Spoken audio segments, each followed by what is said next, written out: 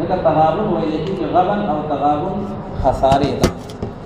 او دې کې د قیامت په نومونو کې یو نوم دی، دې صورت کې تذکره راغلی ده، یوم التغابن. الله وی هغه د خسارې ورځ ده، ځکه په هغه ورځ باندې به حساب کتاب کېږي. نو ډېر خلق به داسې چې هغه په خساره کې پرېوځي، د هغې اعمال به درست نه وي، د هغې عقاید به درست نه وي، کله په اعمالو کې اخلاص نه وي، او کله به چې کوم دی نو هغه نور طریقه کار د هغې د سنت موافق نه وي. نو د هغې د وجې نه به د خسارې سره مخ شي. نو د هغې تذکره پکې الله تعالی کړې ده. نو صورت ته وایي صورت التغابن. دا هم بدني صورت دی. نو هغه مضامین اربعه د هغې تذکره او د هغې اشارات اجمالا هغه به دې کې شته. د دې نه مخکې الله رب العالمین چې کوم صورت اختتام ته ورسو، سورة المنافقون، نو په هغې کې الله رب العالمین منافقینو ته د جهاد فی سبیل الله متعلق حکم چې تاسو د الله رب العالمین د دین نه او د الله تعالی د حکم نه مال او جان قربانوي، او د منافقینو په شان دي چې کوم نه هغه کردار هغه مخفلوي. په دې صورت کې هم الله رب العالمین یعنی د انسانانو تخلیق او د الله رب العالمین هغه صفات عالیه ذکر کړي، او بیا الله رب العالمین په آخر کې هغه مضمون هغه دوی ته ذکر کړي چې کوم د جهاد فی سبیل الله متعلق دی. دا هغه حکم الله تعالی ورته ذکر کړي چې یا ایها الذین آمنوا ان من ازواجکم واولادکم عدوا لکم فاحذروهم. تاسو ته د جهاد نه رکاوټ جوړیږي یا مال یا اولاد، نو الله تعالی دا بدن ته رکاوټ کوي نه، ځکه دا فتنه ده او دا امتحان دی. نو د الله تعالی په لار کې د جهاد فی سبیل الله او د احکامات الهیه او د هغې اتباع د هغې حکم په دې صورت کې هم ده. نو الله رب العالمین فرمایي بسم الله الرحمن الرحیم یسبح لله ما فی السماوات وما فی الارض. دا هغه اصلي مدعا ده د توحید الهی چې تسبیح وایي خاص د الله رب العالمین دپاره ټول هغه څیزونه چې په اسمانونو کې دي او هغه چې په ځمکه کې دي، او خاص د الله رب العالمین دپاره بادشاهي ده، او خاص د هغه دپاره تعریفونه دي. وهو علی کل شیء قدیر هو الذي خلقکم فمنکم کافر. الله رب العالمین هغه ذات دی چې هغه پیدا کړی تاسو لره، نو پس بعضې به تاسو کې کفر کوونکی دی او بعضې به تاسو کې مؤمنون هغه ایمان راوړونکی دی. انسانیت په دوه قسمه شو، یو کافر یو مؤمن. نو پته ولګېدله چې بنیادي تقسیم چې په انسانیت کې کېږي هغه به د نظریې په اساس باندې کېږي. نظریاتي تقسیم دی چې د چا نظریه صحیح ده نو دا یو قوم دی، چې د چا نظریه غلطه ده نو دا بل قوم دی. باقی د نسل په لحاظ سره تقسیم کول، یا د رنگ په لحاظ سره، یا د ژبې په لحاظ سره، یا د خطې په حوالې سره، نو دا تقسیم دا د قرآن پاک کې دغه د شناخت یو ذریعه ده. لیکن دا د چې په هغې بنیاد سره د قومیت تقسیم نه کېږي. د قومیت تقسیم به کېږي د نظریې په اساس باندې. فمنکم کافر ومنکم مؤمن، دا هغه دو قومي نظریه ده.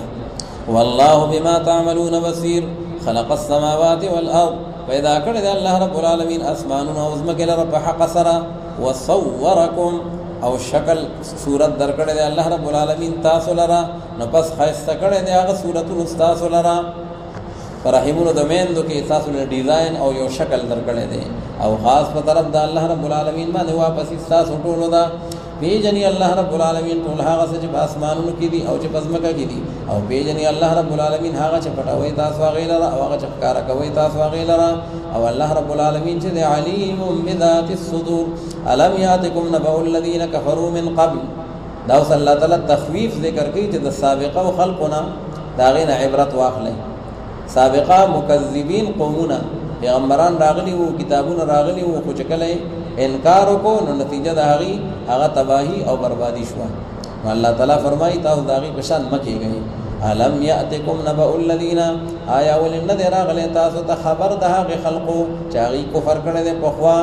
من قبلو یعنې ستاسو نه مخکې چې کوم امتونه راغلي دي، من الامم الماضیه. فذاقوا وبال امرهم، پس اوسکو هغې هغه انجام د کار خپل، دا خپل عمل د وجه نه چې کوم عذاب پرې راغی نو هغې دنیا کې اوسکو. دا خو دنیا کې دی. وبال امرهم فی الدنیا ولهم عذاب علیم، یعنی فی الاخره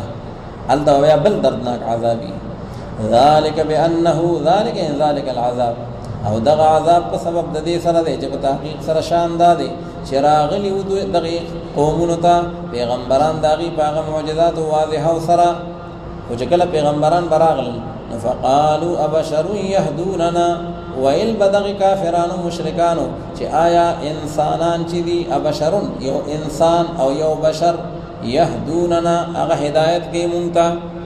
پکار دا چې ملائکه راغلي وي او دا خو زموږ پشان انسان دی او مونږ ته لار ښیي دی وي پیغمبر ما دې نه به تعجب کو نو فکفروا نو پس دی کفر کو پاغه باندې او دی مخ واړو د الله رب العالمین د دیننا وتولوا عن الايمان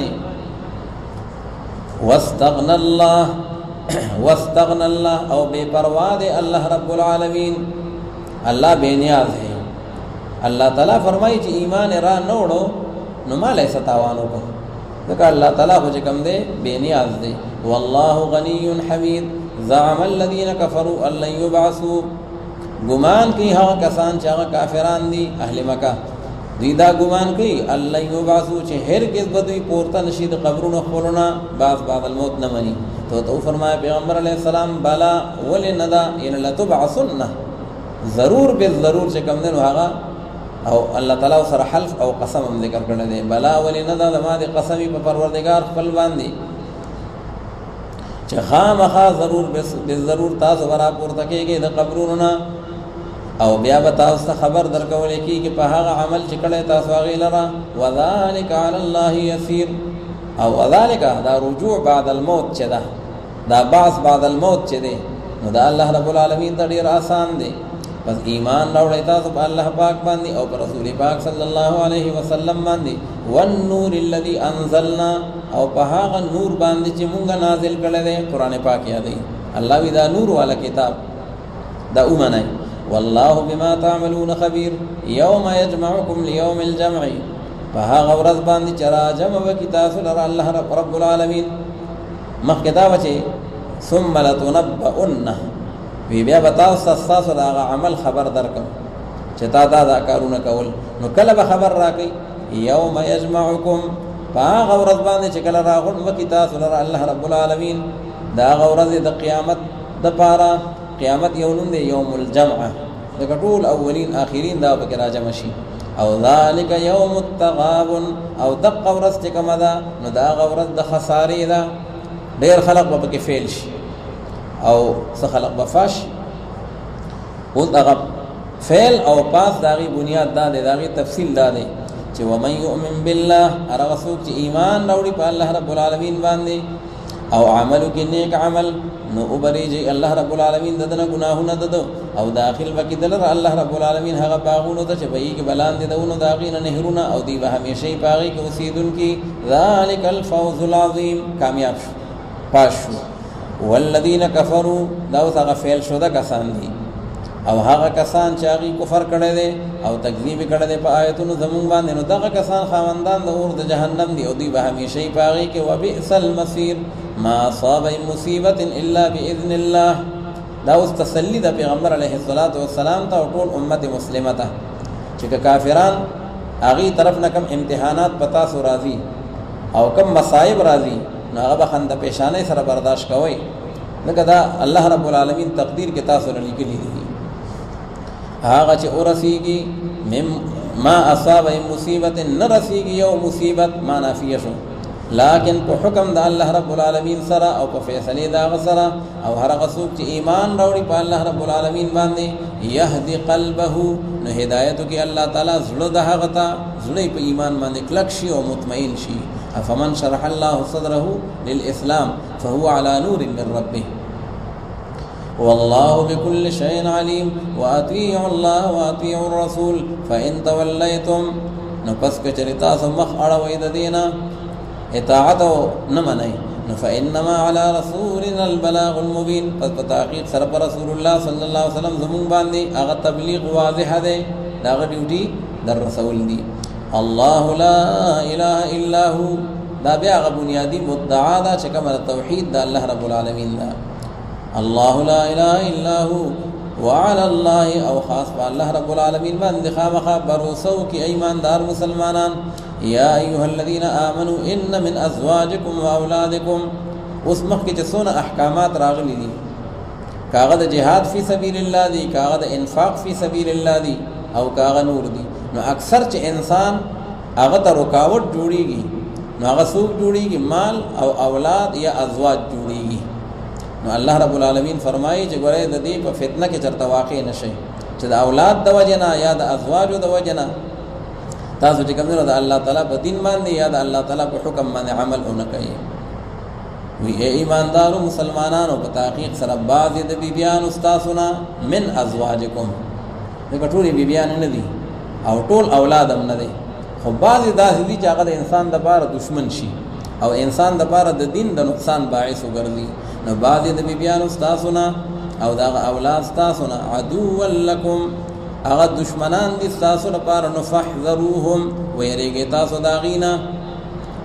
اصل عقیده وجنه تاسو په حرامو کې واقع شئ. چیرې ازواج یا اولاد داغي خصمانه کو نو د الله تعالی نافرمانی به کوي. وان تعفوا وتصفحوا وتغفروا وان تعفوا او کچری تاسو له معافی نه کار اخلي او تاسو درگذر کوي وتغفروا او تاسو بخشش کوي سمانا یعنی دغه کفار مشرکین یا چې کوم مصائب تاسو سره دي باغی کې تاسو د دې سيزونو مظاهره وکړي. پس په تحقیق سره الله رب العالمین چې دی غفور الرحیم. انما اموالکم واولادکم فتنه، په تحقیق سره مالونه تاسو او بچیان تاسو چې دا یو امتحان دی، فتنه دا تاسو لپاره یو امتحان دی چې ورته تاسو داغي تربیت څنګه کوئ او تاسو داغي چې کوم د حقوق او ادایګي په کومه طریقه باندې کوئ، افراط تفرید کوئ او کنا اعتدال نه کار اخلئ. والله عنده اجر عظیم فاتقوا الله ما استطعتم، فاستاسو ویریږئ د الله رب العالمین نه چې څومره طاقت وستاسو، چې څومره طاقت دی د الله رب العالمین نه د یری نو هغه عمره د الله رب العالمین نه یعنی ویریږئ. واسمعوا بعض روایتو کې راځي چې کله آیت راغی یا ایها الذین آمنوا اتقوا الله حق تقاته، الله نه داسې ویریږئ لکه څنګه چې د یری حق دی. صحابه کرام وی دا ډیره مشکله شو، لکه دا الله نه چې څنګه د یری حق دی نو اخذ موږ د وس نه بار ده. نو الله تعالی دا آیت راولې چې فتقوا الله ما استطعتم، نو دا د هغه آیت تشریح ده چې بس د خپل بساط مطابق لا یکلف الله نفسا الا وسعها. واسمعوا واطيعوا او تاسو واورئ هغه حکم د الله رب العالمین لره او تابعداریو کې د امر د الله رب العالمین لپاره. وانفقوا خيرا او تاسو چې کوم دې خرج کوي هغه مالونه خپل لره، خیر لانفسکم چې دا ډیر بهتر وي تاسو دا نفسونو لپاره. ومن یوق شح نفسه او هر غسوک چې بچ کړي شو دا بخل د خپل ځان نه. څه مطلب؟ یعنی الله تعالی د فضل کې د انفاق فی سبیل الله جذبه واچولا او د بخل نه کار وانه زکات عشر او نو صدقات واجبای رکاو نکړل. نو بل دغه کسان چې دي خاص دي کامیاب دي. ان تقرضوا الله قرضا حسنا، کچره تاسو قرض ورکوي الله رب العالمین ته قرض خیستا، څه مطلب صدقه او خیرات کوي د الله په نوم باندې اخلاص سره،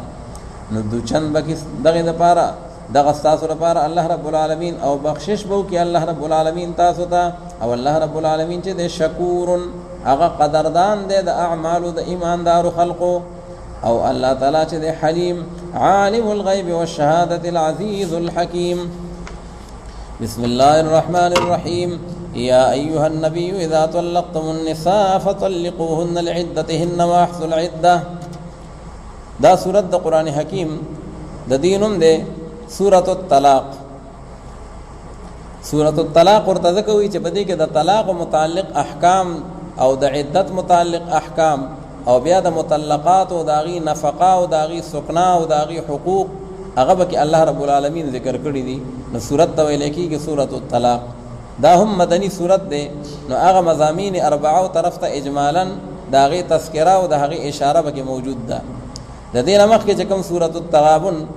الله رب العالمین تکمیل ته ورسو، نو دا غي آخر کې الله رب العالمین او فرمایل چې عالم الغیب والشهادة العزیز الحکیم. الله رب العالمین هغه په غیب باندې خبر دی او دارنګ چې کوم دی په ښکارو باندې خبر دی. او د دې صورت چې کوم دی په دې کې الله رب العالمین فرمای احاط بكل شیء علما، چې الله رب العالمین په هر یو چیز باندې احاطه کړی دا د علم په اعتبار سره. نو کتاو د الله رب العالمین د احکامات او پابندی کوي هم الله تعالی با خبر دی، کسو کې پیمال کوي نو هم الله رب العالمین دا غینا با خبر دی. نو هغه احکامات الہیه هغه الله رب العالمین په دې صورت کې هغه ذکر کړی دي. ارشاد فرمایي بسم الله الرحمن الرحیم یا ایها النبی اذا طلقتم النساء، اے نبی کریم صلی اللہ علیہ وسلم یعنی قل لامتک، فل امت دا خطاب فرمایا چې کله تاسو طلاق ورکئ زنانو ته نو فطلقوهن لعدتهن، نو پس طلاق ورکوئ تاسو هغې لره لعدتهن لوقت عدتهن، د پاره د هغه وخت د عدت ورکولو د هغې څه معنا په داسې طهر کې به طلاق ورکوئ لا وطی فیه چې په هغې کې جماع نه شي وي، ځکه چې بیا به د عدت معامله واضحه او د عدت چې کوم دی نو شماره او د انسان هغه مجبوری چې دی دا طلاق ورکوي دا د شدید مجبورۍ د وجې نه ورکوي، نو دا خبره به هم واضحه شي. نو یو خدا ده چې سنی طلاق چې دی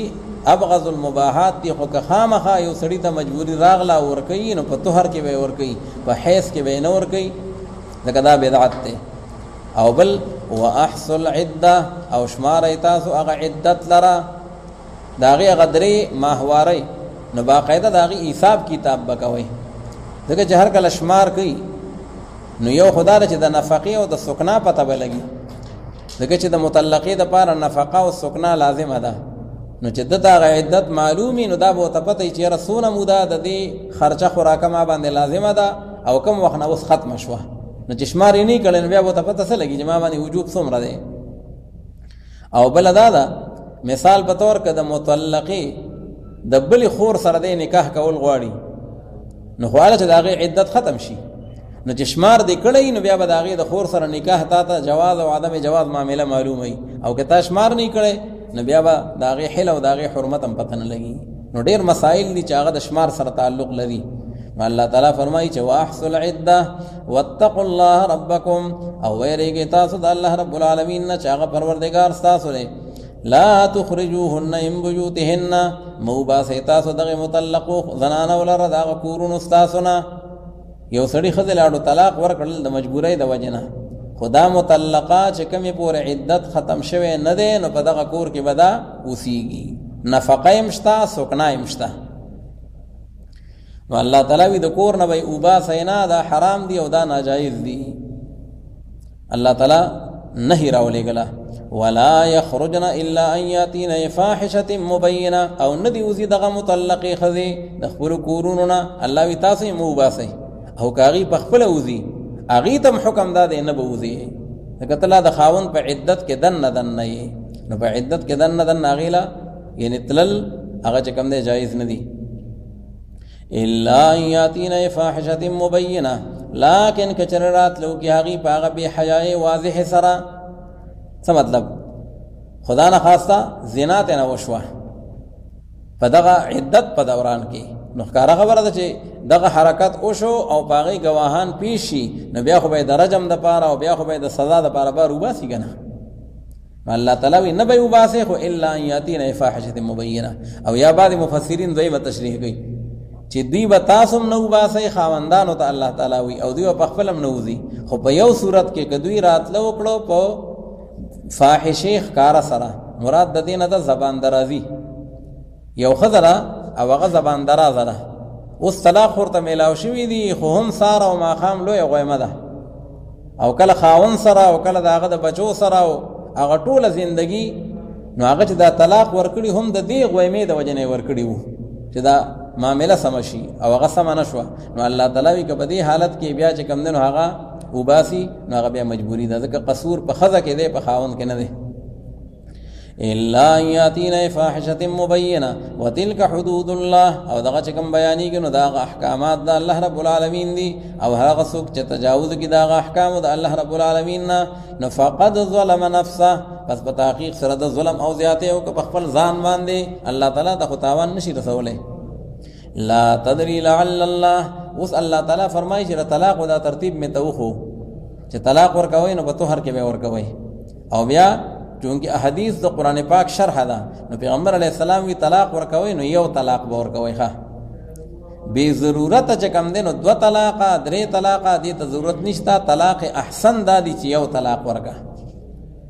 او الله تعالی په دې کې حکمت ده، لا تدري لعل الله يحدث بعد ذلك امره، الله تعالی لا تدري تا ته علم نشته مخاطبه لعل الله شاید چې الله رب العالمین چې دی یحدث بعد ذلك امرا را پیدا کی د دینه پس یو کار لرا کې دې شروع بیا معاملې بل خو لاړ شي یو طلاق ورکړیو نو کې پورې عدت نو تیر شوه نو د پزړه کې دا راغللو چې را دا خدا دا بیرته خدا کم بس رجوع به وته کی کله خدای خوخه دا او کله غي خوخه نه دا رجوع ورته کوي شي یا قولا او یا فعلا او کچره بل فرض عدت تیر شو خو طلاق یو ور کړی دی نو خدا باین شو نو چې اوس باین شو او سبا د پزړه کې دا راغلل چې را زدي خدای سره بیرته دا کور او دا تعلق قائمول غواړم او د خزم خوخه دا د عدت نه بس پکې دا شرط چې د خزم خوخه دا نو ټیک ته بیا باندې کا وتړي خو الله تعالی وی کدرې طلاق دی ورکړي و نو اوس بسې چل گئے که اوس تومانه شوې نو بس بیا تومانه یا به حلالې کوي لعل الله يحدث بعد ذلك امر الله یو طلاق ذکر کې دې شي رستو بیا نور سان معاملات را پیدا شي لعل الله يحدث بعد ذلك امرا فاذا بلغنا اجلهن فامسكوهن بمعروف وذا في سوره البقره کې تیر شو یو سړي خدای طلاق ورکړل او دې چې کم دې نو داغه عدت شماري اوس عدت تکمیل ترانیز دي کې دو والدین د سره دوه لاري دي کله دا غواړي چې دا خزه بیرته خزه کم نو رجوع دی وته وکي دا ش امساک بالمعروف او کنه دی وي بس ما خو طلاق ورکړی دی او خزه کوم نه نو بیا تصریح بالاحسان دی بس غږ مکوا چې عدت ختم شو نو خزه باینه شو نو بس دا غین اخلاص شو او غستان اخلاص شو او الله تعالی وی کچره په دې حالاتو کې ته رجوع ورته کوي او یا چې کم دنو هغه جداواله راولي الله تعالی دوه کسان عادلان هغه به گواهان مقرروي دغه سوال ته ما ته رجوع کړي وا هغه ما ته رجوع نه کړي نو بیا به اختلافي نو دوه کسان گواهان هغه باغی باندې مقرروي فاذا بلغنا اجلهن پس باغ وخت کې چکلا نږدې شي دا زنانه هغه نیټه خپلتا بلغنا اجلهن یعنی قاربنا اجلهن دغه چې خپل معنی یو کو چې بلغنا اجلهن چې کله دې خپل نیټه ته ورسېدي نو چې نیټه د عدت ته ورسېدا نو بیا خو چې کم دینو داغي نکاح ختم شو نو بیا خدا حکم نشته چې فامسكوهن بمعروف ځان سره ایثار کا بیا بسنګ ایثار مطلقه خدا چې عدت ختم شوه دي نو فاذا بلغنا اجلهن نو بلغنا معنا قاربنا پس هغه وخت کې چې کله نږدې شي دغه زنانه هغه نیټه د عدت خپلتا نو پس تاسو را باندې کې دغه زنانه ولر بمعروف په هغه کلی طریقې باندې ضرر ربارنه او فارقوهن بمعروف او یا جدا کوي هغه د خپل نکاح نه پرې دی بس په هغه کلی طریقې سره واشهدوا ذوي عدل منکم او گواهان مقرر کړي دوه کسان عادلان پتا سو کې او الله تعالی دې گواهانو ته وی چې کله تاسو گواهی ورکوي نو د خدای د پاره به ورکوي ښه مده خدای لحاظ کوي مګه سړي لحاظ کوي واقیموا الشهاده لله او تاسو قائم کړئ دغه گواهی د الله رب العالمین درځه مندې لپاره دغه حکم چې کوم بیان شو واعظ کولې کیږي بدی سره تاسو ته واعظ کولې کیږي بدغه حکم سره هر هغه چاته چې ایمان وروړي په الله تعالی باندې او پرز د آخرت باندې او هر هغه څوک چې یریږي د الله رب العالمین نه یجعل له مخرجا نو بغردی الله رب العالمین داغه د پاره یو لار لرا مخرج جای خروج چې چا کې تقوای الله تعالی وی زباغلا لار ورکوم او غلب الله تعالی سهولت ورکي ويرزقه من حيث لا يحتسب او روزي ورکي الله رب العالمین دغه انسان ته دغه غزای نجر د وهم ګمان کې وهم نوي او هر هغه څوک چې ورسو کې په الله رب العالمین باندې نو الله رب العالمین کافی دی دغه انسان لپاره ان الله بالغ امره په تحقیق سره الله رب العالمین چې دی بالغ امره الله رب العالمین چې دی رسون کې دی هغه کار خپل لرا چې کوم حکم کوم فیصله الله تعالی کول غواړي الله تعالی سر ته رسي څوک رکاوټ حقیقت نشي جوړې دی قد جعل الله لكل شيء قدرا په تحقیق سره ګرځولې دی الله رب العالمین د هر یو څه لپاره یو اندازې لرا د هر یو څه یو تقدیر دی یو پیمانه درغې لپاره هغه ټیم باندې کیږي وې دا آیت مبارکه چې چا باندې چې کوم دینو د رزق تنګي وي او پریشانی او تکلیف سره مخ وي او دا آیت روزانه 41 بار وي مفسرین حضرات لیکلی دي نو الله رب العالمین د رزق د تنګۍ نه هغه ته نجات ورکوي او يرزقه من حيث لا يحتسب ومن يتوكل على الله فهو حسبه ان الله بالغ امره قد جعل الله لكل شيء قدرا واللائي يئسن من المحيض من نسائكم. اوس دا نور احکام دي. مخکې خو الله رب العالمین دا حکم وکړو چې دا زنانه چې کله تاسو طلاق ورکړو نو هغه ول په طهر کې ورکوي او الله تعالی وی دا هغه عدت بیا تاسو هغه شمارئ. اوس عدت څومره دی نو هغه مخکې سورۃ بقره کې تیر شوی و چې ثلاثه قروء نو مونږ وایو ثلاثه حیض او امام شافعی رحمت الله علیه ثلاثه اطهار وی. خو یو زنانه د داغي ماهواری نه کیږي یا انتهایی زړه ده یا انتهایی وړه ده او طلاق ورته میلاو شو نو بیا حکم سره نو الله تعالی فرمایي بیا درې میاشتې دي نو هغه درې ماهواری یا درې یعنی طهرونه هغه د هغه چا لپاره وو چې د هغې ماهواري کېده او چې نه کېږي نو الله تعالی د هغې دپاره عدت ذکر کوي. واللائي یئسن من المحیض من نسائکم او هغه زنانه چې هغه ناامیده دي د حیض نه حیض نه کېږي په هغه زنانه ستاسو کې لاجل الکبر ډېرې بوډۍ دي ښه ان ارتبتم یعنی ان ارتبتم فی عدتهن که ستاسو شک وي د هغې د عدت په باره کې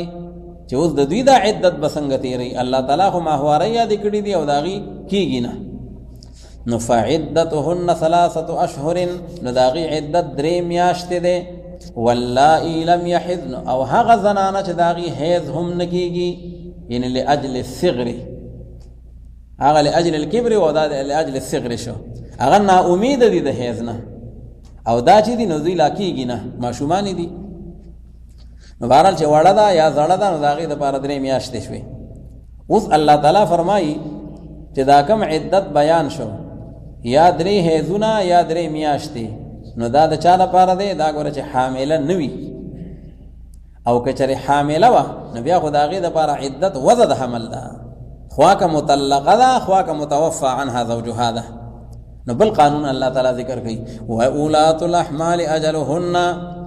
او هغه مطلقې چې حاملات دي اولات الاحمال خاوندان د حملونو دي نو نیټه یعنی عدت د هغې دپاره دا دی چې دوی وضع وکړي د هغه حمل خپل. ومن یتق الله او هر هغه څوک چې ویریږي الله تعالی ګوره بار بار د تقوا حکم کوي چې دا احکامات نعوذ بالله دا کپ نه دی دا خو د الله تعالی قوانین دي دلته به د الله نه یریږئ چې یاره یو حکم را پیمان لکو او د قرآن حکیم یو حکم مات نشي او هر هغه څوک چې یریږي د الله رب العالمین نه نو وبګرځئ الله رب العالمین د هغه دپاره د کار د ده نه یسرا سهولت لره الله وی چې څوک متقی دی زه ورته کار اسانو. ذلك امر الله انزله الیکم دغه حکم چې کوم مخکې بیان شو نو دغه حکم الهی دی را نازل کړی دی الله رب العالمین ستاسو لپاره او هر هغه څوک چې ویریږي د الله رب العالمین نه نو لرې به کړي الله رب العالمین د ده نه هغه ګناهونه د ده او لوی به کړي الله رب العالمین د ده لپاره اجر د ده الله به له غټ اجر ورکړي. اسکنوهن من حیث سکنتم دا د مطلقو بل حکم دی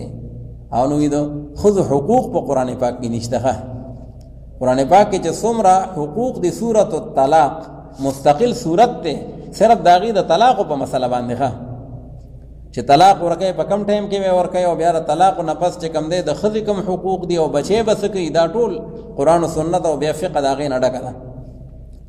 اوس الله رب العالمین نور حقوق ذکر کوي. اسکنوهن من حیث سکنتم داسې نه چې ته ما طلاق ورکړل او ښځه بس طلاقه شوه او د کولال د کوره وځي بیخ دی وځي خبره ختمه شوه. الله تعالی وایي نه د دې نان نفقه د دې سکنا تر د عدته پورې دا په تا باندې لازمه ده دا به وله ورکوئ. اسکنوهن السوق نه ورکوئ ای خاوندانو تاسو د خپلو مطلقو ښځو لره من حیث سکنتم کم ځای کې چې اوسېږئ تاسو په خپله من وجدکم د هغه طاقت مطابق خپل د خپل وس مطابق که ته په لنټر کې پاتې کېږې لنټري کور دی نو بیا به هغه هم هغې حقه لنټري کوري او که ته په خپله جومپړۍ کې پاتې کېږې نو هغې له بس لنټري کور بیا وګورې مطلقې له خو هغه هم هغه شان جومپړۍ کې پاتې کېږي. ولا تضاروهن لتضيقوا عليهن او تاسو ضرر مور کوئ دغې مطلقاتو زنانو ته. عموما طلاق چې راشي نو جنګونه یې جګړې او خلقو یو بل پسې ویل او کنځلي او الله تعالی وینا طلاق به هم په داسې ښکلې طریقه باندې حل کوي. ولا تضاروهن یعنی فی النفقة والسکنه، ضرر مور کوي ای خاوندانو د خپل مطلقو ښځو ته په نفقه کې او په سکنه کې. لتضيقوا علیهن دې دپاره چې تاسو تنګي راولئ په هغې باندې، چې ته وایې چې بس وتښتي اړو عدت تم ایثاره نشي. نه، عدت د هغې حق دی، دا به هلته تېروي او ته به نفقه هم ورکوې. وإن كن أولاد حمل فأنفقوا عليهن، او که چنوي دغه زنانه دغه مطلقې خاوندانې د حمل حاملات وي نو خرچه کوئ تاسو په هغې باندې تر دې چې هغې وضع د حمل وکړي، هغې پورې به بیا نفقه ورکوي، که 10 میاشتې وي، که 9 میاشتې وي، که 8 میاشتې وي. فإن أرضعن لكم فآتوهن أجورهن، نو پس که چېرې دوی تی ورکوي ستاسو دپاره هغه اولاد ستاسو ته، أرضعن لكم اولادکم، ستاسو دپاره ستاسو بچو له تا خو له طلاق ورکړي دي، نو دا خو مطلقه ده، خو منځ کې ماشوم دی، ماشوم خو به خامخا تربیت غواړي، رضاعت غواړي. نو که دغه مطلقې تا خبره شوې وه چې یاره ته به وله تی ورکوې او ته به وله چې کوم دی نو هغه پی ورکوې، نو الله وایي که هغه دې ته تیاره وه فإن أرضعن لكم نو فآتوهن أجورهن، نو پس ورکوئ بیا تاسو هغې ته هغه مزدورۍ د هغې لره، بیا د هغې چې کوم د مزدورۍ اجرت چې په څونه باندې خبره شوې وي، یا پس د وضع د حمل نه، مثال په طور د هغې خو عدت ختم شو، خو خبره به دې وشوه چې دا مور ده، نو دا چې کوم دی په ماشوم باندې شفیقه ده، نو دا به ورله سینه ورکوي. الله تعالی بیا خو لاسې نه درکوي، ځکه نه منکوحه ده او نه معتده ده، اوس خو اجنبیه ده، نو بیا به ورله ته پیسې ورکوي، هغې له به تنخوا مقرر کړي، اجورهن هغه تنخواګانې دي. وَأَتَمِرُوا بَيْنَكُمْ بِمَعْرُوف، او مشوره کوئ تاسو په آپس خپل کې په هغه نیکه طریقه سره، څونه پیسې به ورکوو، کله به یې ورکوو، د ټول موسم که نه د میاشتې میاشتې، دا ټول د مشورې خبرې دي. وَإِن تَعَاثَرْتُمْ،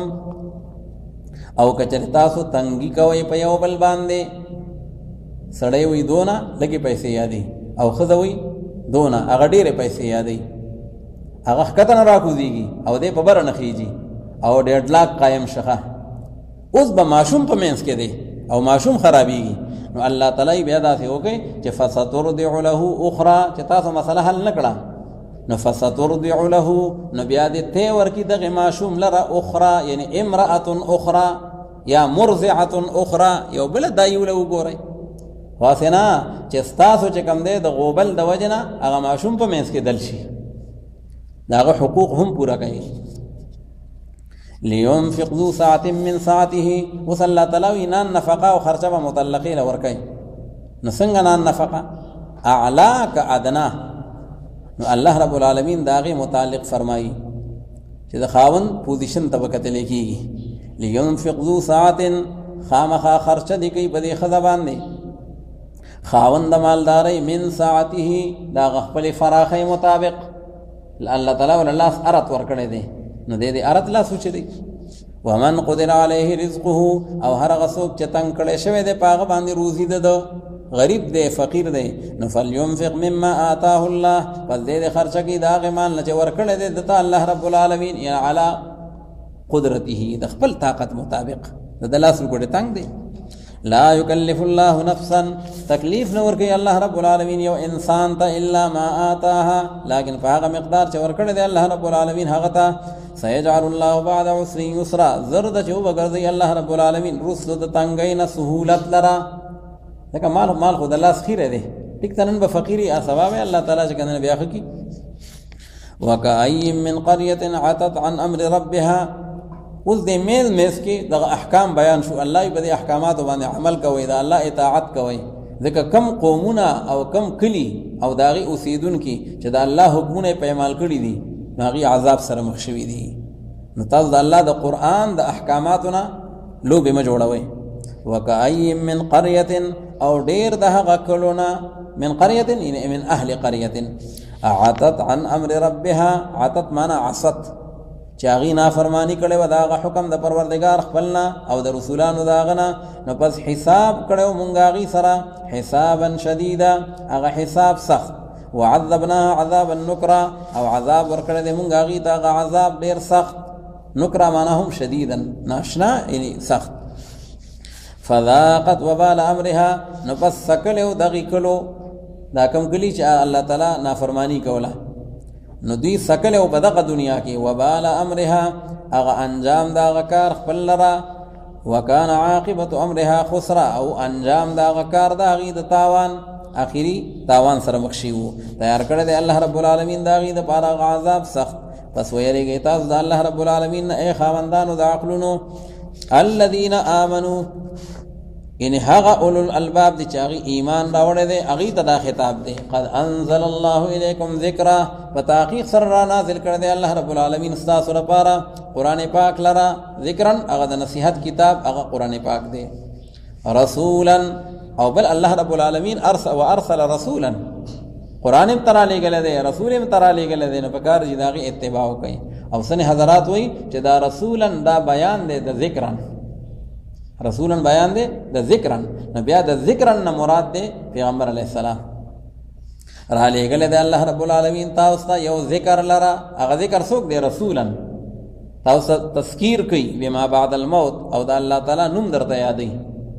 چې هغه رسول الله صلی الله علیه وسلم نے چې تلاوت کوي په تاسو باندې آیتونه د الله رب العالمین واضحه دې لپاره چې راو باسي الله رب العالمین ایماندار او مسلمانانو لره او چې اعمال صالحه کړي دا غت يرو د کفر او د شرک نه په طرف درنا د ایمان باندې او هر غسوک چې ایمان وروړي په الله تعالی باندې او عملو کې نیک عمل داخل بکی الله رب العالمین هغه باغونو ته دلر هغه باغونو ته چې وایي کې بلان دي دونو داغین نهرونه او دی به همیشه پاغي کې اوسیدونکي قد احسن الله له رزقا فتحقیق سره تیار کړی دی الله رب العالمین د دې لپاره هغه روزي د جنت لره کل روزي ول الله تعالی تیار کړی دی الله الذي خلق 7 سماوات دا دلیل عقلی دی دا الله حکمونه منای دا الله تعالی یعنی الوهیت او دا الله تعالی خدای تسلیم کوي دا الله خو هغه ذات دی الله رب العالمین خو هغه ذات ته چې پیدا کړی دی او اسمانونو لرا ومن الارض مثلهن او پیدا کړی دی الله رب العالمین د ځمکې نه په مثل دغه اسمانونو باندې یعنی هغه اودي اسمانونو اودي او ځمکې اودي خو څنګه اودي نو یا سن حضرات وی قد پقتی نو د ځمکه دا دغه نه لاندې بل دا دغه نه لاندې بل دا وحلم مجرا او یاده چې دا اقالیم دي نو یو ځمکه ده بیا د هغې په خوا کې بله خطه ده هغه ځان له ځمکه ده لکه اووه بر اعظمه چې مشهور دي نو دا یورپ دی او دا چې کوم دی یا په دغه تقسیم دی یا په جدا تقسیم دی خو بهرحال په داسې تقسیم دی بیا یا په ښکته دی یا په سطحه باندې دی نو الله تعالی وي دا ځمکې ما پیدا کړي دي دا اسمانونه ما پیدا کړي دي یتنزل الامر بینهن او رانازلیږي هغه حکم ده الله رب العالمین چې هغه وحی ده الله چې کومه وحی را لیږي نو هغه رانازلیږي په منځ د هغې کې د اسمان او د ځمکې په منځ کې د الله حکم را رواني دې دپاره چې تاسو معلوم کړئ چې په تحقیق سره الله رب العالمین چې دی علی کل شیء قدیر وان الله قد احاط بكل شیء علما په تحقیق سره الله رب العالمین راګیر کړی دی هر یو څیز لره په اعتبار د علم سره یو شی د الله د علم نه خارج نه دی بسم الله الرحمن الرحیم یا ایها النبی لم تحرم ما احل الله لك تبتغي مرضات ازواجك والله غفور رحیم دا سورت د قران حکیم د دینم ده سورۃ التحریم ځکه بده کې تحریم وی حرامول وته او نبی کریم صلی الله علیه وسلم هم بزان باندې حضرت ماریا قبطیه رضی الله تعالی عنها چې دا وینځوا هغه حرام کړی و او یې بزان باندې غبین او شاد حرام کړی وو نبی الله رب العالمین دا غي تذکرہ بدی صورت کې کړه د لمت حرم ما احل الله لك او الله تعالی وی کچا داسي یو سیس بزان باندې حرام کو څوک ته وی چې اوس کا وی حرام او یو ته وی روړی خو وی حرام دي شي نو الله تعالی وی دا ګوره قسم دی ښا دا قسم دی نو دی بلاول چې کوم نه کفاره ور کوي بیا بداشه استعمالي او هغه بخوري پیغمبر علیه الصلاۃ والسلام هم بیا کفاره ورکړه نو دا هغه تحریم تذکرہ پکښتا نو ځکه دې صورت ته ویل کېږي سورۃ التحریم دا مدنی صورت ده نو هغه مضامین اربعه پکې اجمالاً هغه پکې مذکور دي د دې نه مخکې چې کوم صورت او سورۃ الطلاق نو پاغه کې د طلاق او احکام او په دې صورت کې هم بیبیان او ازواج مطهرات چونکه پیغمبر علیه الصلاۃ والسلام چې کوم دینو هغه په ځان باندې ماریا قبطیه رضی الله تعالی عنها هغه حرام کړی دا او یاد ده چې پیغمبر علیه الصلاۃ والسلام بیبیانو ته الله رب العالمین فرمایي چې عسى ربه ان طلقكن ان يبدله، نو په دې کوم دا غ طلاق او تذکرہ ده او غم سورۃ الطلاق نو دوانه باهمي یو بل سره مربوط دي. اگر چې پیغمبر علیه السلام بیبیانو له طلاق بیان نه دی ورکړي نو الله تعالی نوري بیبیان داغه په دغه کې یعنی داغه په ځای باندې نوري بیبیان ول نه دی ورکړي. دا مشروط کلام نه کچره پیغمبر علیه السلام طلاق درکړل نو الله بنوري بیبیان ورکی، خو چونکه پیغمبر علیه السلام خو طلاق نه دی ورکړي نو نوري بیبیان داغه په ځای باندې غوړه نه دی میلاو شوی، دغه غوړه بیبیان دي. نو په دې صورت کې الله رب العالمین هغه مضامین اربعه ذکر کړي او باول کې خطاب کوي پیغمبر علیه الصلاۃ والسلام ته، او شان نزول داغه احادیث مبارکو کې دا ده چې پیغمبر علیه السلام معمول دا او مازیګری کې با د خپل ازواج مطهرات او کورونو ته لګ لګ ورخکارا کېدو او داغي خیر خبر به اخیستو، او بیا چې به قسم مطابق کم زید شپې نمبر او شپې له به التتو خو مازیګری کې به ټول خبر واخیسته. نو پیغمبر علیه السلام چې وکړه زینب بنت جحش رضی الله تعالی عنها ام المؤمنین کرا ورغه نو هغه ولدا سي د شاتو او چې کوم دی یو شربت غونته تیار کړی وو، پیغمبر علیه السلام باغس کو هغه ته پیش کو نو باغې بخامه خلک سات ولګید. نو بعد بیبیان خپل کور کې آپس کې مشوره وکړه چې پیغمبر علیه السلام خو مونږ کر راشي او بس تاسو تاو کې جزئی په مخه او وی د حضرت زینب کربلا ټیم ایثاریږي. نو دا خامخا هغه انساني فطرت دی او د بنو ترمنځ خپل چې کم دی نو یو طبيعي او یو د مزاج خبره وي. نو هغه آپس کې مشوره دا وکړه چې پیغمبر علیه السلام کله مونږ کر راشي نو زبو تمام چې یا رسول الله صلی الله علیه وسلم استاد خلینه خو د مغافیر وبوي دي، مغافیر داسې یو جاوله او بدبوی غونته او پیغمبر علیه السلام به بدبوی انتهایی بدی شو او حفصی بی ته وی چې تا کر درشي نو ته وته داسې وایا چې استاد خلینه خو د مغافیر وبوي دي. نو هغه ټیک ته مشوره وکړه چې پیغمبر علیه السلام بیبیانو کرلال حفصی بی عائشی بی کرا یوی کرلال نو هم هغه ورته دا وی د مغافیر وبوي محسوسيږي چې بل کرلال نو هغه ورته دا سی نو پیغمبر علیه السلام مغافیر نشته خو دومره ده چې حضرت زینب کرا او ما غشاس کل داغه غ شربت نو بس په ما دي حرام نه به اسکم چې تاسو به خپه کیږئ. او یا داوا دویم شان نزول دی چې حضرت ماریا قبطیه رضی الله تعالی عنها د حفصی بی په کمره کې پیغمبر علیه السلام وغوښته او حفصه بی کور ته تللی و پلار کنه نو چې کله هغه ته پته ولګېدل نو هغه په دې باندې خفګان اظهار وکړ چې را زما په کمره کې او بل بی راغوښته ده. نو پیغمبر علیه الصلاۃ والسلام ته چې کله دا د هغه د ناراضګۍ اظهار معلوم شو نو پیغمبر علیه السلام وی ماریه قبطیه د په ما باندې حرام. نو الله رب العالمین دا آیت راولېږي یا ایها النبی لم تحرم ما احل الله لك، ځکه چې یو شی حلال وي او څوک هغه په ځان باندې حرام کړي نو دا خو په معنا د یمین کې دی او دا قسم دی. نو الله تعالی د قسم کفاره دا غي تذکرم فرمایي او پیغمبر علیه السلام ته هغه باندې حکم کوي چې یو شی الله حلال کړی دی ته ولې په ځان باندې حرام وي. نو فرمایي بسم الله الرحمن الرحیم یا ایها النبی لم تحرم ما احل الله لك، اے نبی کریم صلی الله علیه وسلم ولې ته حرامي هغه شی چې هغه حلال کړی دی الله رب العالمین ستاسو لپاره. نو څه شی دی؟ یا عسل دی او یا ماریه بیبی ده.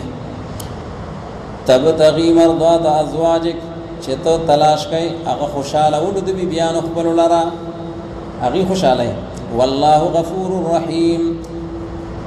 قد فرض الله لكم تحلة ايمانكم، فتحقیق سره مقرر کړی دی الله رب العالمین ستاسو لپاره تحلة ايمانكم هغه پرانستل د قسمونو ستاسو. څه مطلب چې سړي قسم وخور اوس دا بسنګ پرانوي، مطلب دا چې داغي کفاره بسنګ ورکړي او داغه نه بسنګ خلاصيږي. نو الله تعالی ما داغه غو طریقه ستاسو لپاره را لېګلې ده هغه مخکې تیر شوی و چې سو قسم اخري نبي باندې کفاره ورکي او فکفارته اطعام 10 مساکین من اوسط ما تطعمون هغه داغه کفاره و. والله مولاکم، او الله رب العالمین چې هغه مالک او ناصر ستاسو دی او الله رب العالمین چې او هو العلیم الحکیم. واذ اصر النبي الى بعض ازواجه حديثا، اوس پیغمبر علیه الصلاۃ والسلام حفصی بی ته وی یا عائشی بی ته وی، مختلف روایات دي چې کله دغه واقعا وشو چې ما خدا شات پردان باندې حرام کړل او زینب بی کرا بیا نس کم خدا حل بل چاته مو وایا ښه. نو هغه ولګې دا بلی بیبي ته وي او یا ماریه قبطیه رضی الله تعالی عنها می بزان حرام کړی دا خدا حال بل چاته مو وایا. یو دا خبره او بل دا دا چې پیغمبر علی السلام ورته دراس خبر دا وکړه چې زما د وفات نه پس حضرات شیخین دا به خلفای ابو بکر صدیق سے به خلیفہ دا غنه پس به حضرت عمر سے خلیفہ وې دا حال چاته وایا ما. نو هغه عائشه بیبي ولګي دا حفصه بیبي ته وي یا حفصه بیبي ولګي دا عائشه بیبي ته وي. نو هغه راز چې کم دی نو هغه راز پاتې نه کو. نو الله رب العالمین دا غي تذکرہ کوي چې د پیغمبر علیه الصلاۃ والسلام حقوق او آداب دادي چې کومه خبره هغه وي دا چاته مو وای نو هغه بیا راز پاتې کوي. وَإِذْ أَسَرَّ النَّبِيُّ او یاد کوي هغه وخت چې کله پټه وکړه پیغمبر علیه الصلاۃ والسلام هغه بعضی بیبیانو خپل ته حدیثا یو خبره ورته پټه وکړه چې عسل یا ماریه بیبي دا په ځان حرامه کړی دا او یا د شیخینو د امارت متعلق ورته وي. فلما نبأت به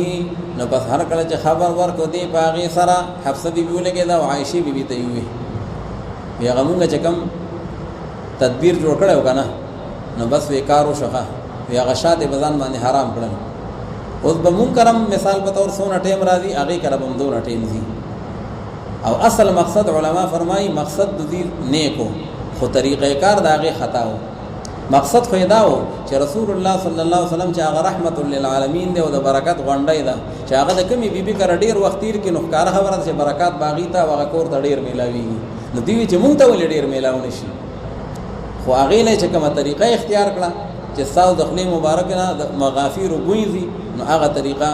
هغه چې کوم دنو غیر مرضی و. فلما نبأت به نو بس هر کله چې یو بیبي خبر ورک په دغه خبر سره هغه بلی بیبي ته واظهره الله علیه او اطلاع ورکړه پیغمبر علیه الصلاۃ والسلام ته الله پاک په دې باندې چې تا ورته ویلو چې حل بنوای هغه یوی بیبي بلی ته حل ویل دی ښه په وحی سره ته معلومه شو. نو عرف بعضه واعرض عن بعض نو پیغمبر علیه الصلاۃ والسلام واضح کړه هغه بعض خبر لره او مخې واړو واعرض یعنی وسکته مخې واړو یعنی خاموشي وکړه دا بعض خبره نه یو خبره یو ته وکړه ګوره وتا ته ما ویلیو چې د مغافیر او د قصه بل چاته مکوا او اخر بلې طریقې ده او هغه بل خبره وته ونه کړه چې تا ته ما ویلیو چې حضرات شیخین هغه به کم دینو دواړه خلفای او ګوره هغه خبرم تا بل چاته وکړه مداغي بارکه او تاغه ګونګه واعرض عن بعض فلما نبأها به فظهر کله خبر ورک پیغمبر علیه الصلاۃ والسلام فدغه خبر باندې دغه بیبی ته چتاول دا اطلاع دی بلی تکړه وا. نو قالت من انبأك هذا او فرمایل دغه بیبی چې چا خبر درکړې تا ته په دې خبره باندې چې دا ما دا بل بیبی خبره کړې ده نو دا اطلاع تا چا درکړه. نو قال نبأني العليم الخبير او فرمایل نبی کریم صلی الله علیه وسلم چې اطلاع را کړی دا ما ته هغه ذات چې هغه علیم او خبیر دی ما ته په وحی سره پته لګیدل دا. ان تتوبا الى الله فقد صغت قلوبكما کچری تاسو توبه وباسئ اے دواړو بیبیانو حفصی بیبی او عائشی بیبی ته خطاب دی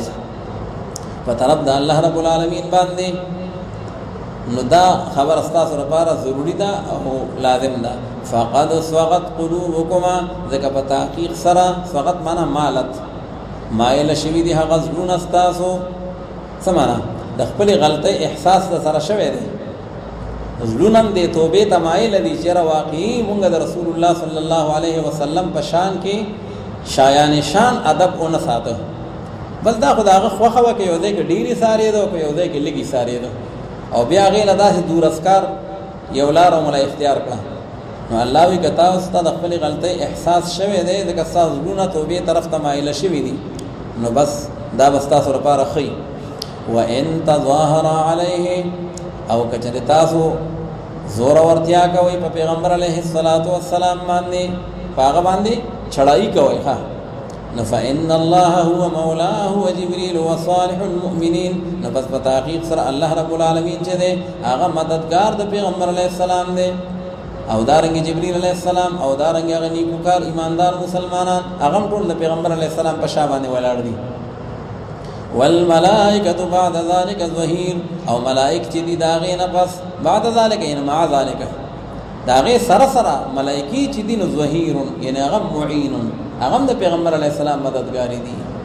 پیغمبر علی السلام د څخه مې دی خدای الله محبوب دی او هغه سره دوستي او هغه سره د ملګرتیا هغه بلا چې کوم نو ذرایع دي او وسایل دي د الله رب العالمین د طرفنا بهرحال دا داغینه چې کوم هغه اجتهادي خطا خپل شی و د پیغمبر علیه الصلاۃ والسلام د محبت ځان ته دراګرځولو په حواله سره نو د پیغمبر علیه السلام محبت زیات نه زیات ځان ته راګرځول دا خو څه خبره نه و دا خو مطلوب شرعي دی خدا لار چې کوم داغه د لپاره اختیار کړنو الله تعالی وی دا لار داغه د لپاره نو اختیار اول پکار په دې طریقه باندې عسى ربه ان طلقكن امید دې چې پروردگار دا نبی کریم صلی الله علیه وسلم چې دې کچری پیغمبر علیه السلام طلاق درکړل تاسو لرا بیبیانو ته خطاب دی پیغمبر علیه السلام ځکه هر زوج هغه سره طلاق اختیاري پیغمبر علیه السلام به حیثیت زوج هغه سره دا اختیار دی نو که بل فرض هغه تاسو نه خفه شو او تاسو له طلاق درکړل نو امید دې چې پروردگار داسې وکي الله ته مشکل نه ده ایوب دې له ازواجا چې په بدله کې باور کې الله تعالی پیغمبر علیه السلام ته نور داسې بیبیانې چې هغه بغوره استاسو نه نو دې خبره ته فکر وکړي د ازواج مطهرات نه ګور نور بهترین خزي نشته او بدل د الله تعالی ازواجا خيرا منكن نور بیبیانې چې هغه استاسو نه غوري نو دا خو مطلقاً نه ده دا خو ان طلقکن دا مشروط ده که پیغمبر علیه السلام طلاق ورکړي وې نو بیا به الله تعالی نور بهترین خزرا پیدا کړي وې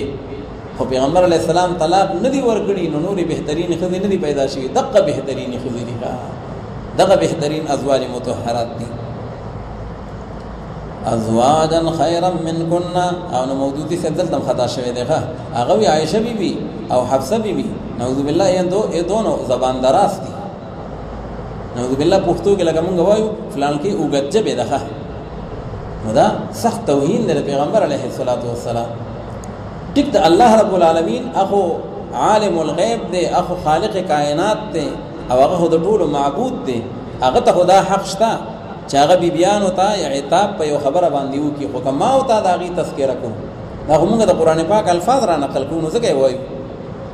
کني که موږ د خپل طرف نه یو خبره کوو موږ ته دا حق نه دی حاصل موږ به دا غي تذکرہ په خیر سره کوو او موږ به دا غي خوبي ټول صحابه کرام مبارک دا خبره ده کاغذ واجب متطهرات دي او کاغذ نور صحابه کرام دي خدامو د عقاید کتابونه وي دوی تذکرہ باندې کیږي لا یذکرون الا بخیر داغي تذکرہ چکای نو په خیر سره به کوي داغي قربانای برا مخه تا کوي داغي هغه د دین د پاره جذبه داغي د پیغمبر علی السلام او د الله سره محبت هغه برا مخه تا کوي او چې کوم کمزوري هغه معصوم نه دي ازواج مطهرات معصوم نه دي او صحابه کرام معصوم نه دي نو که کوم غلطي یا ګناهونه یا غلطي د شوی دي نو معصوم نه دي خو مغفور دي الله رب العالمین معاف کړي دي چې الله معاف کړي نو بل څه دا حق نشته هغه عبادت خپل طرف نه یادي دغه نه مخکې تیر شو الله غفور رحیم او د مغفرت الله تعالی فیصله بدی کې کړی دي خو الله وی کبل فرض تاسو له طلاق درکړې وې نو ما بیا پیغمبر علی السلام له نوري بیبیان کتلې وي اخو ما محبوب دي ما باغه نور تنظیم کړي او داسې زنانه بوي خیرا منکن تاسو نه بغوروي او داغي بدا صفاتو مسلمات مؤمنات چاغي وا ایماندار وي مسلمات یعنی منقادات الله د احکامات لپاره متابعداري وي او د پیغمبر علی السلام د حکم لپاره متابعداري وي اسلامي انقياد ده او حقيقه ایمان راوړون کې وي قانتات یعنی مطیعات او هغه تابعداري کوونکې وي تائبات او حقيقه توبه وکون کې وي او حقيقه عبادت کوونکې وي صائحات نصائحات معنا یادې صائمات روزي بیني ولي او یا صائحات معنا مهاجرات غیب د الله د دین د سربلندۍ د لپاره هجرتونه وکول سیبات و ابکارا چې سنب سیبی وي یعنی هغه به کوم نه پخې خذي وي و ابکارا او سنب پیغلی وي الله تعالی پیغمبر علی السلام ته اس کمی نشته هغه ته ما د خپل خزانو نه دا ټول تنظیمات کړی خو چونکی پیغمبر علی السلام خو طلاق نه دی ور کړی بیبیان خو په بیبیانو باندې پاتې دي نو الله تعالی دا غي غوړه نور خدي نه دی پیدا کړی ښا یا ایها الذین آمنوا قوا انفسکم واهلیکم نارا ای ایماندار مسلمانانو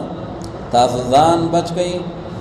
کئ تاسو خپل نفسونو لرا او دارنګ خپل اهل او عیال لرا دا اور د جهنم نه او هسه اور چې خشاک داغي الناس والحجاره نعم مفسرین خدا سی وی چې وقودها الناس چې خشاک داغي انسانان دي کافران او نافرمان بندگان والحجاره او کانی دي یعنی هغه بوتان چې د کانو نه جوړ کړی دي هغه به الله تعالی جهنم ته ورتاو کی چې دی خو پسترګی شي او خځه کوم نه مختورن شي او محققین مفسرین اغي فرمایي وی وقودها الناس وی دا غي د پاره چې کوم نه هغه خشاک چې دین الناس هغه خلق دی ګناګار مسلمانان عصات والحجاره او کافران دا کافران سم کانی دي کانی ښه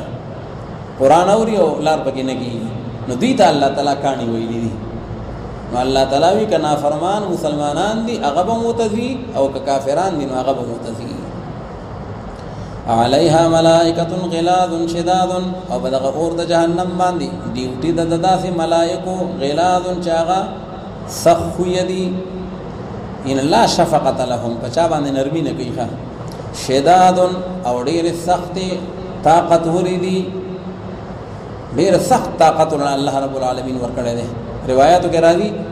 چې یو پیر دیکا ورکی دیکا نو او یا زره کافران به جهنم ته ورتاو کی په یو دیکا باندې ډیر طاقت ته پکې لا یعصون الله ما امرهم او نافرمانی نه کیدا الله رب العالمین نه هغه حکم کې چې کوم الله رب العالمین دوی ته کړی دی او دوی وکي هغه کار چې کوم حکم کولای کیږي دوی ته وګوره ما امرهم هغه ماضی ده او یؤمرون دا مستقبل دی نه په ماضی کې د الله نافرمانی کړی دا او نه بچته په مستقبل کې د الله نافرمانی وکړه یا ایها الذین کفروا اے کافرانو وصلی الله تعالی کافرانو ته خطاب کوي چې کنه ایمان را نوړو نو بیا به کوم دی الله ته عذرونه کوي خو ناقابل قبول وي اے کافرانو عذرونه مکوي تاسو نن ورځې الیوم یعنی فی القیامه دا باغ ورځ باندې بوته الله تعالی فرمایي باندې مکوي په تحقیق سره بدل درکولې کې کتاب صدقه عمل چې تاسو کوونکی غیلرا یا ایها الذین آمنوا توبوا اوس مخکې ذکر شوی دا سه خطرناک اور دی اوس دا غینه د نجات لار سره الله وی توبه کفر نه توبه شرک نه توبه د معصیت نه توبه الله تراجعون شي اے ایماندارو مسلمانانو تاسو توبه وباسه په طرف الله رب العالمین باندې توبه نصوحا هغه توبه د اخلاص باغی ذکر ورنی کوي مصممه اراده چې ول دا ګناه بیان کوم او په تیر باندې سومانه او فی الحال هغه ګناه پریدي امید دې چې پروردگار تاسو هغه معاف کی تاسو هغه ګناهونو تاسو لره او داخل کی تاسو لره هغه باغونو ته چې وایي بلان دي دونو داغین نه هرونه هغه ورځ باندې چې نبر سواقي الله رب العالمین نبی کریم صلی الله علیه وسلم لره او هغه ایماندارو مسلمانانو لره سره داغنه په خلاف د کفار او منافقین هغه ټول رسوا کیږي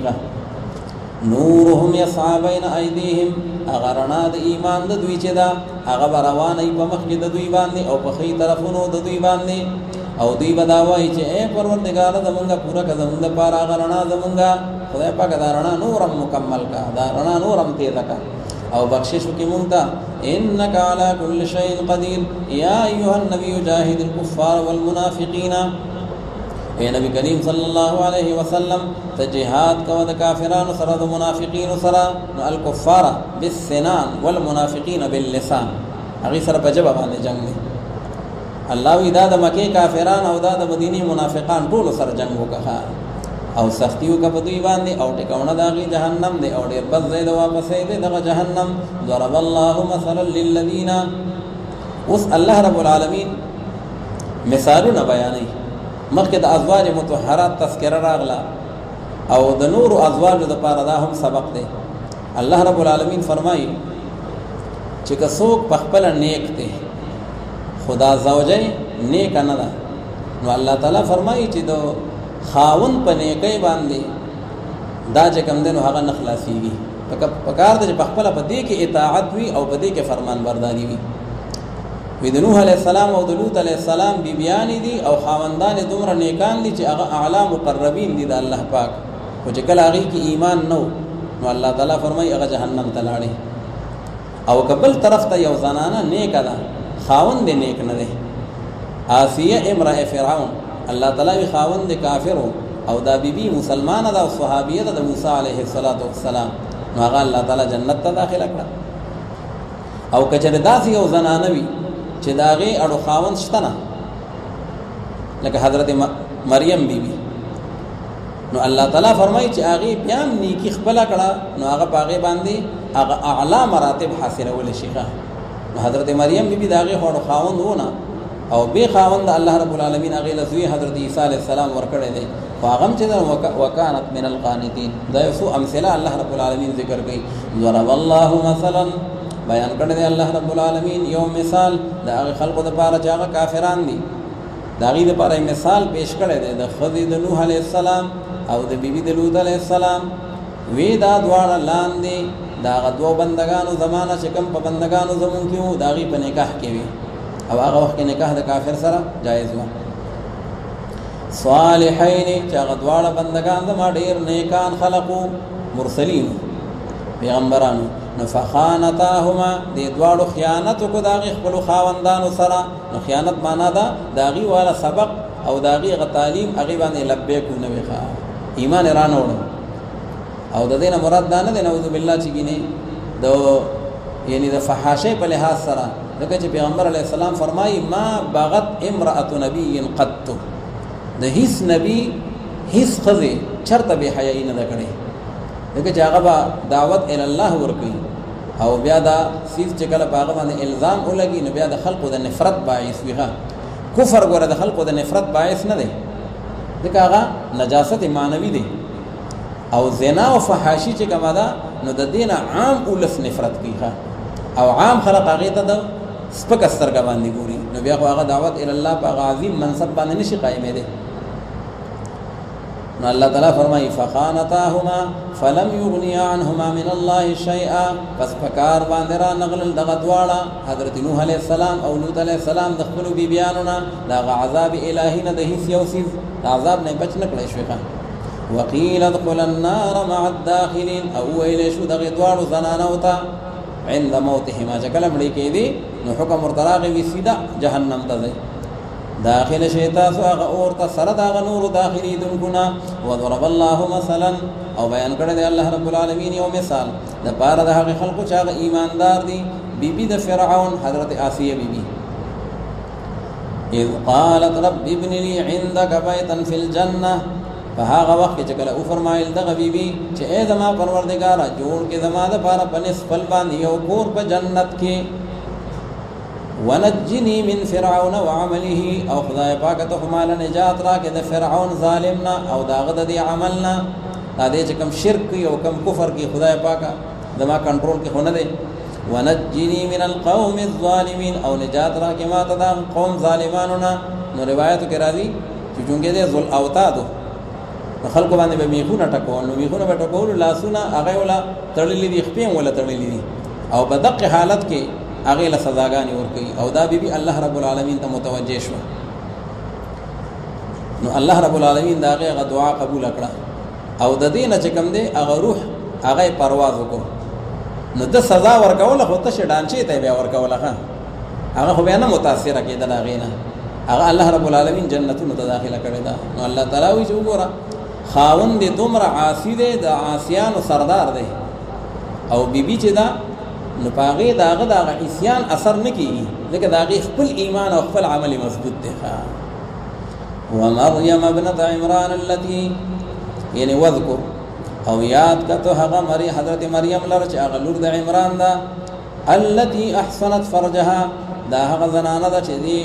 محفوظ ساتل دی خپل ځان لره او خپل چې کوم دی یعنی خپل چې کوم دی عزت لره، احسنت فرجها د خپل ناموس او د خپل عزت دغه حفاظت کړي دي، پاکه طاهره مطهره زنانه ده. نو پس پوک وهمونګ فيه فنفخنا فيه، پوک وهمونګ فيه من روحنا، څه مطلب یعنی فی جیبها، داغي پاغ گریوان کې چې کوم دنو جبريل عليه السلام الله تعالی راولېګو او پاغي کې هغه روح ورپوک وه وصدقت بكلمات ربها او دې تصدیق کړو باغ احکاماتو د پروردگار د دې باندې او باغ کتابونو د الله رب العالمین باندې ذکر دینه مخکې تورات چې کوم نازل شوی او هغه مسلمه دستور نو دا دغه قائله و وکانت من القانتين او دا بي دا غډل دو اطاعت کوونکو نه قانتين چې الله رب العالمین چې کوم اطاعت گزار او د الله رب العالمین عبادت گزار بسم الله الرحمن الرحیم